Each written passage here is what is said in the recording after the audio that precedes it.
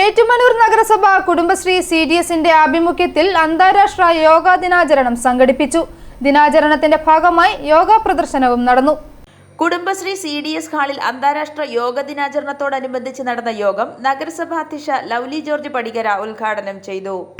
അംഗീകരിച്ചിരിക്കുന്ന ഒരു കാര്യമാണ് യോഗ. നമുക്ക് തോന്നും ഒരു എക്സസൈസ് ആയിട്ട് നമുക്ക് തോന്നുന്നെങ്കിൽ നമ്മുടെ ശരീരത്തിന്റെ ഓക്സിജന്റെ അളവ് വർദ്ധിപ്പിച്ച് നമ്മുടെ ശരീര വടിവുകളിലും എല്ലാം നമ്മുടെ ശരീരത്തിന്റെ ഉള്ളംകാലം തൊട്ട് തലച്ചോറ് വരെ നല്ല ആരോഗ്യകരമായ ഓക്സിജന്റെ അളവുകൾ വർദ്ധിപ്പിക്കാനും ശരീരത്തിന് ബലവും ഊർജവും നൽകുന്നതിനുമൊക്കെ യോഗ വളരെ പ്രധാനപ്പെട്ട ഒരു കാര്യം തന്നെയാണ്.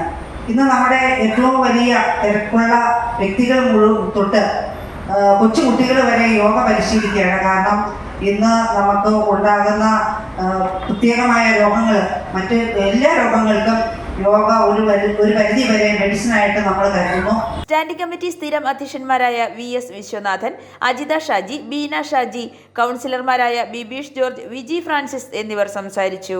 തുടർന്ന് ഏറ്റുമാനൂർ നഗരസഭയിലെ യോഗ അധ്യാപിക ആൻസി ജോർജിന്റെ നേതൃത്വത്തിൽ യോഗ പ്രദർശനവും നടന്നു.